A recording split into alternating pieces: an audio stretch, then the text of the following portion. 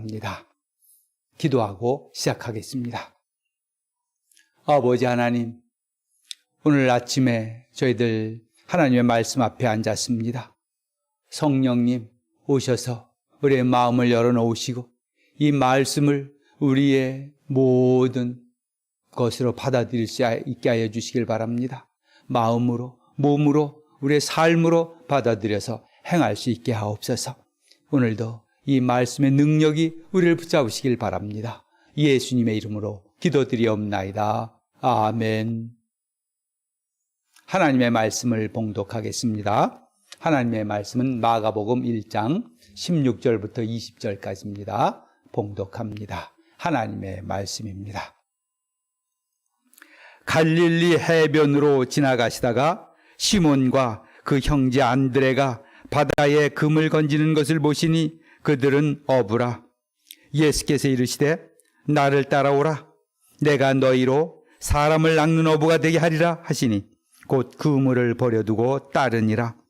조금 더 가시다가 세베대의 아들 야고보와 그 형제 요한을 보시니 그들도 배에 있어 그물을 깁는데 곧 부르시니 그 아버지 세베대를 품꾼들과 함께 배에 버려두고 예수를 따라가니라. 아멘. 오늘 본문의 말씀은 예수님께서 처음 4명의 제자를 부르시는 장면입니다. 자, 지금까지 1장 1절부터 15절까지가 시작 부분이었습니다. 하나님의 아들 예수 그리스도의 복음의 시작이라. 그래서 1절부터 15절까지를 그 시작을 얘기했습니다. 그 시작이 이제 요약이 15절에 이르시되 때가 찼고 하나님의 나라가 가까웠으니 회개하고 복음을 믿으라.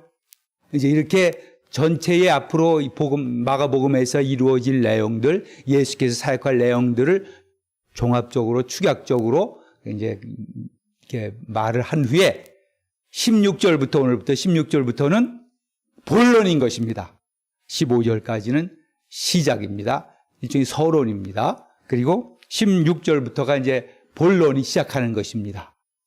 그 본론의 첫 번째 이야기가 제자들을 선택하는 장면입니다.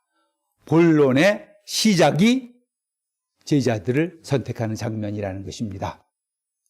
이것을 보면은 마가복음이 이 마가가 이 복음서를 기록할 때에 이 제자들을 선택하는 이 장면을 제자들을 불러서 받아들이는 이 장면을 얼마나 중요하게 여겼는지를 알게 됩니다.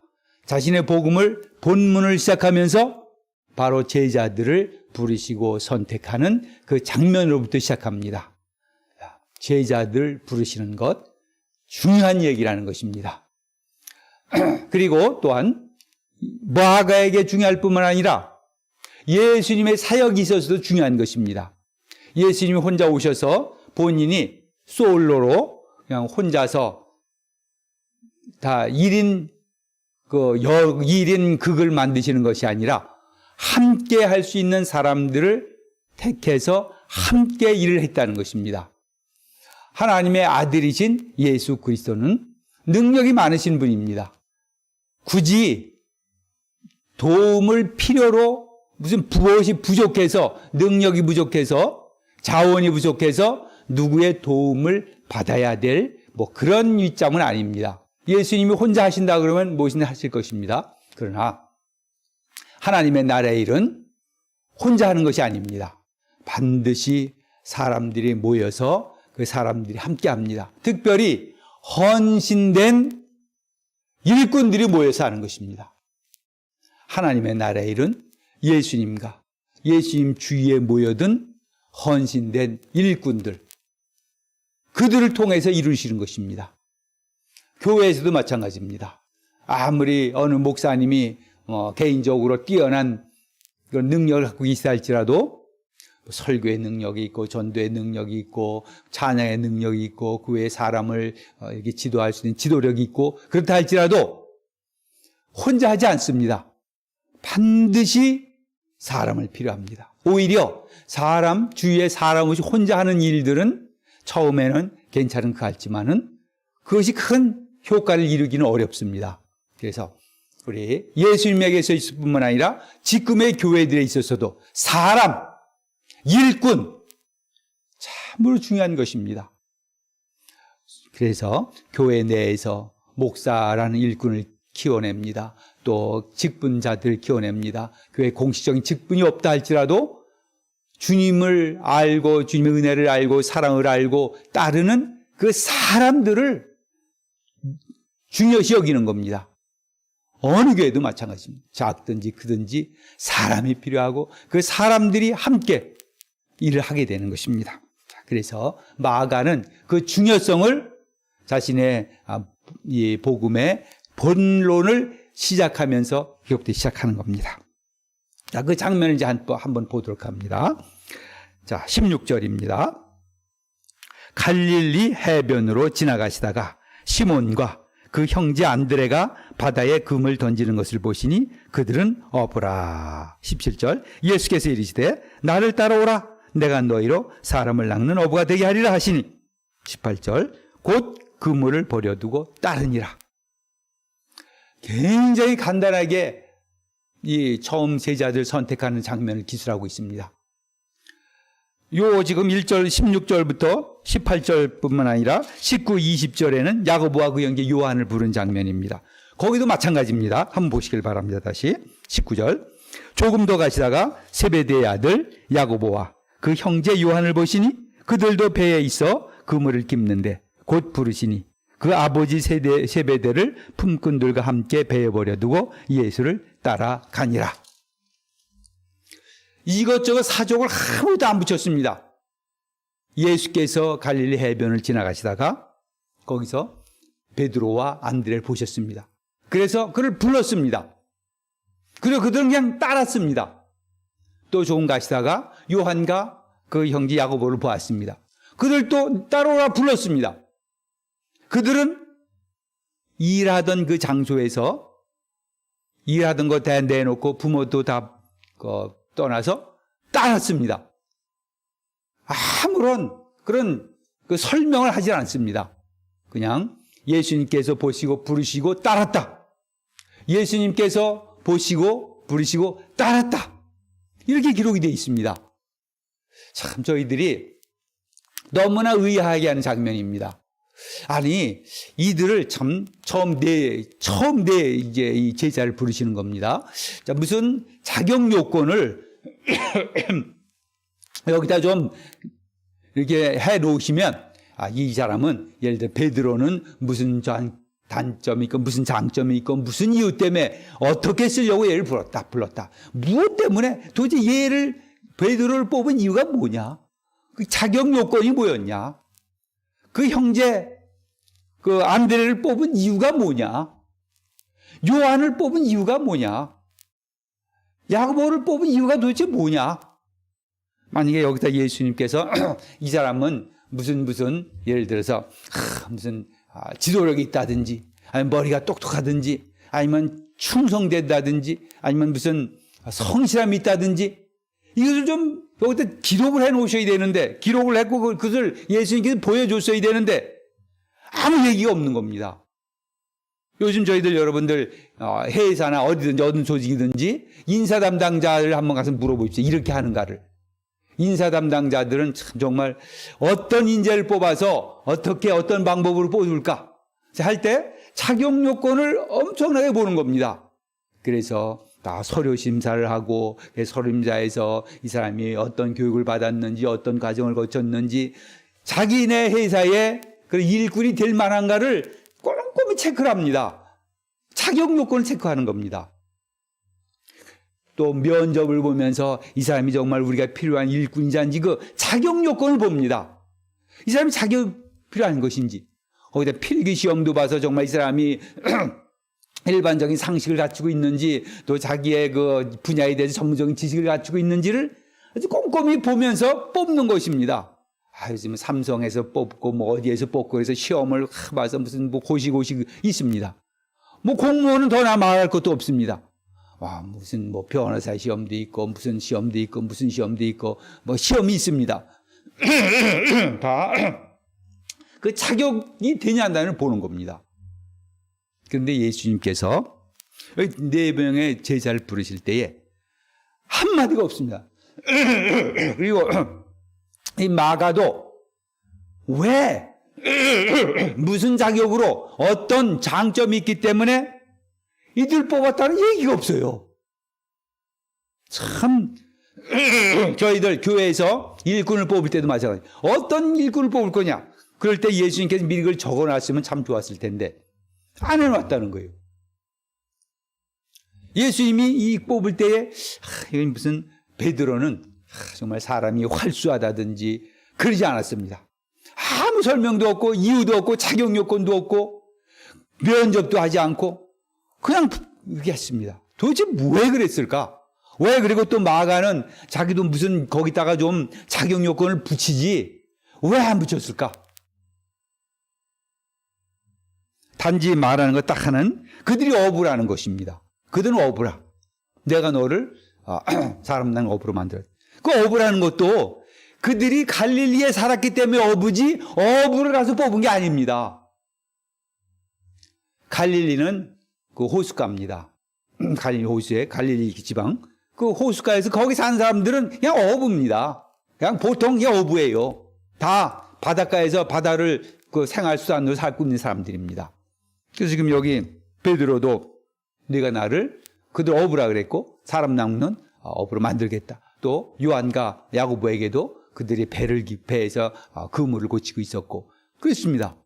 그들이 예수님께서 얘들은 어부들을 가서 뽑으면은 이 사람들 전도 잘하겠다는 거 어부를 뽑으러 가자. 그래서 갈릴리 간 게 아닙니다. 그냥 갈릴리 사람들은 어부입니다. 그리고 갈릴리가 예수님의 사역의 시작이요. 거기에서 그냥 거의 사역을 다 하셨습니다. 그러니까 당연히 그냥 어부들을 뽑는 겁니다. 만약 농촌 지역에 가서 사셨으면 농부를 뽑는 겁니다.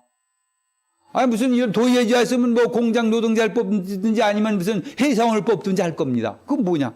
거기 그렇게 살고 있었습니다. 그 사람이. 특별히 회사원을 뽑으러 간 게 아닙니다. 특별히 농부를 뽑으러 간 게 아닙니다. 특별히 어부를 뽑으러 간 게 아닙니다. 자, 그런데 여기서 이제 다 우리 그 장면을 이제 보면은 너무나 간단한 그 속에 참 많은 의미를 포함하고 있는 겁니다. 자, 일단 예수님께서 거리를 나가셨습니다. 그리고 베드로와 안드레를 보셨습니다. 그들이 배에서 지금 그 바다에서 그물을 던지고 있었습니다. 그들은 어부입니다. 그래서 예수님께서 딱 한마디 말합니다. 17절 예수께서 이르시되 나를 따라오라. 내가 너희를 사람을 낚는 어부가 되게 하리라. 나를 따라오라. 내가 너희를 사람을 낚는 어부가 되게 하리라. 한마디 던집니다. 나를 따라오라. 그들이 이제 18절 곧 그 그물을 버려두고 따르니라. 그물을 버려두고 따랐습니다.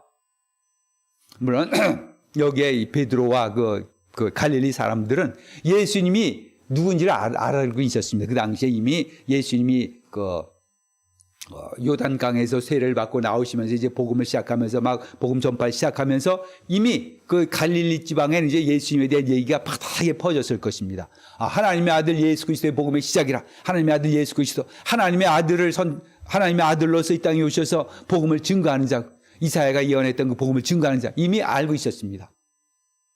그리고 그 그분이 구원자라는 것을 아마 이제 생각하기 시작했을 겁니다. 그런데 예수님께서 그에게 오셔서 나를 따라오라 한마디 합니다. 그러니까 그들은 즉시 그냥 따라왔습니다. 또 세베대의 아들들에 대해서 마찬가지입니다. 19절 20절에 야고보와 그 형제 요한을 보시니 그들도 배에 있어 그물을 깁는데 곧 부르시니 그 아버지 세베대를 품꾼들과 함께 버려두고 예수를 따라가니라. 예수를 버려두고 아버지도 버리고 배도 버리고 직업도 버리고 예수를 따라왔습니다. 베드로와 그 안드레도 마찬가지입니다. 그물을 지금 던지고 있다가 다 버려두고 따랐습니다. 이것은 이겁니다. 예수님께서 누구든지 부르실 수가 있고, 부르실 때는 우리는 그것에 대해서 응답을 해야 된다는 겁니다.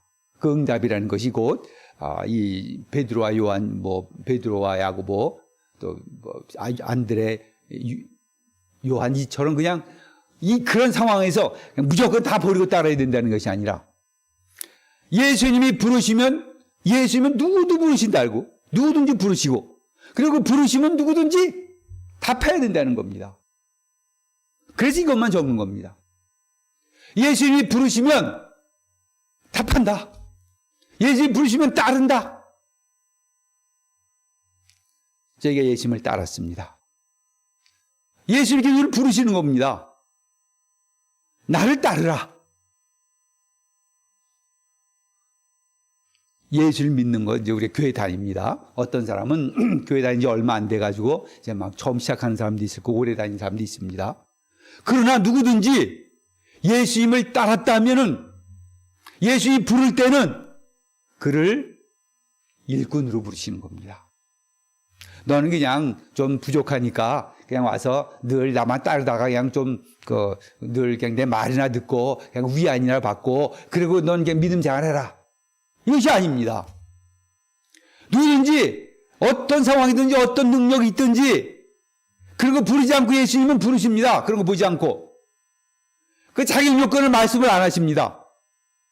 누구든지 어떤 자격을 가졌든지, 자격이 있든지 없든지, 어디에 사는 건 상관이 없습니다. 예수님은 부르시는 겁니다. 그리고 우리 요구하시는 거, 바라시는 것은 내가 가진 것이 많든지 적든지 다 주님과 함께 그것을 주님에게로 가져오는 것입니다. 주님을 위해 사용하는 것입니다. 주님께서 나에게 바라시는 그 기대하시는 바대로 행동하는 겁니다. 그것은 바로 일꾼이에요. 예수 그리스도께 우리를 믿는다는 것은 바로 이겁니다. 일꾼으로 부르셨어요. 그럼 저를 부르셨습니다. 여러분 부르셨습니다. 모두 우리 부르셨습니다. 다른 거 어떤 자격이 있네, 어떤 자격이 없네 말하지 않습니다. 능력이 있네 없나 보지 않습니다. 불렀으면 오는 겁니다. 불렀으면 응답하는 겁니다. 누구나 다 예수님을 믿을 때에 바로 예수님의 응답입니다. 주님의 이 일에 내가 참여하겠습니다. 이제 주님과 함께 주님이 가시는 길을 함께 가겠습니다. 다 그 일에 들어섰습니다. 어떤 자는 특별히 더 들어서고 어떤 자는 그냥 저 멀찌감치 서 있고 그러지 않는다는 겁니다. 모든 자가 예수님의 주일에 모여서 함께 간다는 겁니다. 함께 일꾼이 되어서 함께 걸어간다는 겁니다. 주님의 나라의 일에 함께 참여하는 것입니다. 지금 예수님께서 오시사는 말씀이 하나님 때가 찼고 하나님의 나라가 갖고 왔으니 회개하고 복음을 믿으라. 이것이 하나님의 예수 그리스도가 와서 하신 일이었습니다. 때가 찼고 하나님의 나라가 가까이 왔으니 회개하고 복음을 믿으라. 예수님께서 그걸 전하셨고 이 제자들에게 전했고 지금도 그걸 전하고 있습니다. 그리고 우리를 부르셔서 그 일을 함께 하시는 겁니다. 때가 찼고 하나님의 나라가 갖고 왔으니 회개하고 복음을 믿으라.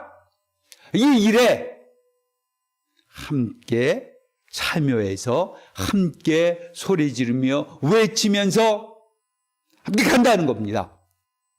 그래서 저희들 한 분 한 분이 다 귀한 분이고 일꾼들이고 함께 같이 손을 잡고 함께 모여서 소리를 내면서 함께 하나님 나라를 위해서 일을 해야 한 그런 사람들이라는, 함께 손잡고 어깨 동무하고 가야가 될 사람들이라는 것입니다.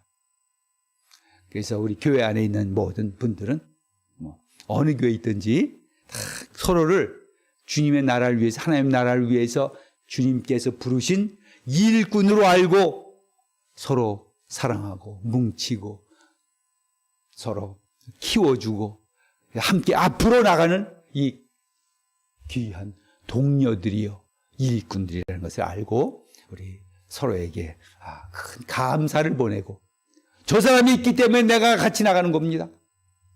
저 사람이 있기 때문에 내가 설 수 있는 겁니다. 여러분들이 있기 때문에 제가 설 수 있는 겁니다. 자, 이런 자세로 우리 함께 하나님의 나라의 일에 참여할 수 있기를 바랍니다. 바랍니다. 기도하겠습니다. 아버지 하나님, 우리를 일꾼으로 부르신 줄 압니다. 이제 주님의 손을 잡고 주님과 함께 하나님의 나라가 이 땅에 이루어지도록, 하나님의 나라가 세워지도록 하나님의 나라의 일에 참여하는 자들이 될 수 있게 하여 주시길 바랍니다. 예수님과 함께 할 뿐만 아니라 서로 함께하게 하여 주시옵소서. 예수님의 이름으로 기도드리옵나이다. 아멘.